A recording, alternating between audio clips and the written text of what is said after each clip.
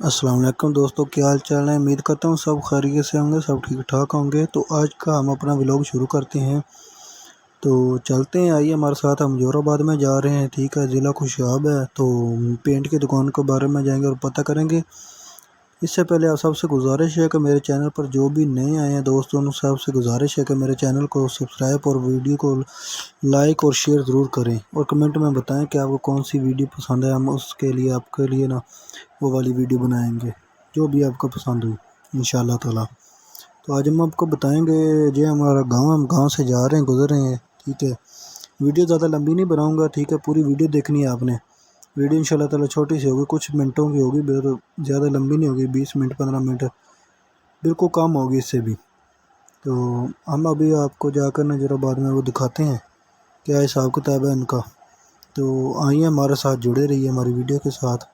तो अब हम जोराबाद में जाकर आपसे मिलते हैं कि जो हम आ गए हैं अपने जोराबाद में। मेन बाज़ार है। अभी हम फुआरा चौक क्रॉस करेंगे, ठीक है। ये फुआरा चौक है, ये आप देख लीजिए। देखें रिक्शे वाले आगे भगाए फिर रहे हैं, कोई पूछने वाला नहीं इनको। इनका जिस तरफ दिल करता है वो उठा लेते हैं। ये देखें जी, माशाल्लाह दुकानें हैं हमारे जोराबाद में, बहुत खूबसूरत दुकानें हैं। ज्वेलर की दुकानें हैं और भी बहुत सारी हैं। जी मेन बाज़ार है, ठीक है। तो हम आपसे भी मिलेंगे जोराबाद में जाकर ना, पेंट वाली दुकान पर आपसे मिलते हैं।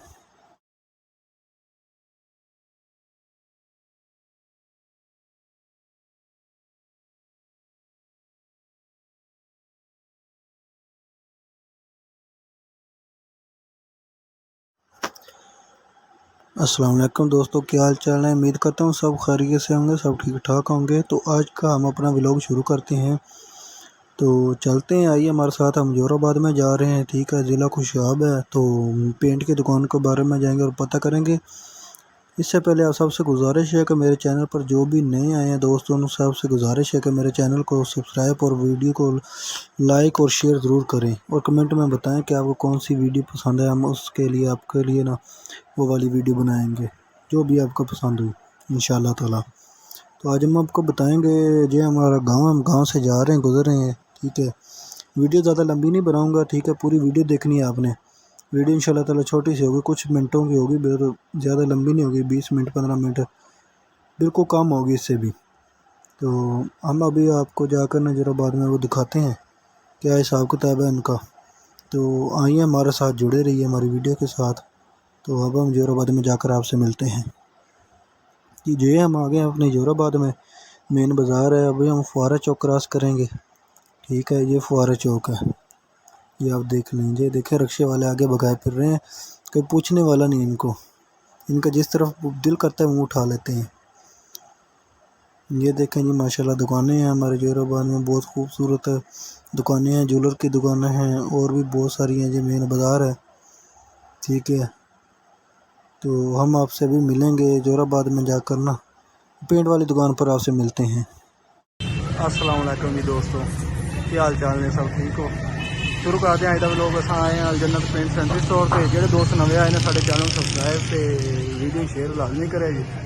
अज तुहानू रेट दसांगे जोड़े है। अस्सलाम वालेकुम भाई जी, क्या हाल है जी, ठीक हो। सुनाओ सेहत की देखो जी।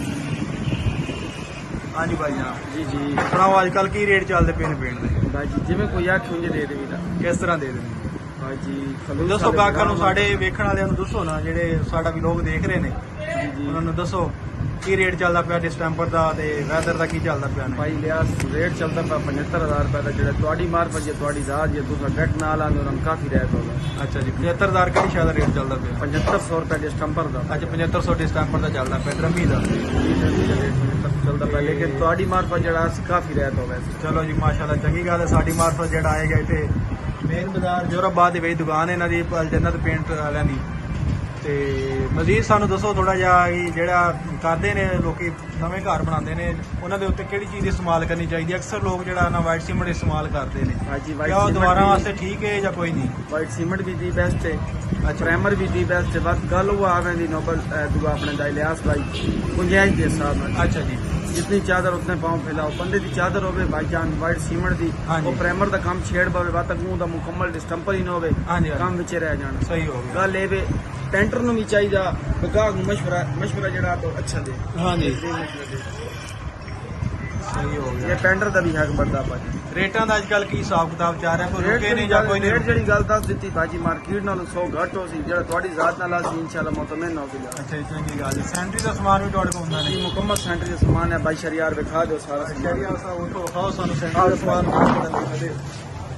तसल्ली नाल जरा आयो जी, तुहानू सैनिटरी दा समान ही चेक कराने हैं।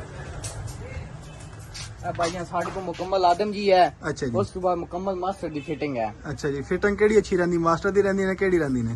फिटिंग इस वक्त ब्रांड जेड़ा वो मास्टर है, अच्छा, मास्टर चलदा पिया ब्रांड। मास्टर की फिटिंग बहुत गाड़ी है। अच्छा, ठीक हो गया जी। जी आदम जी ब्रांड है लेकिन ना है एक। अच्छा, आदम जी दा नाम ही है सिर्फ।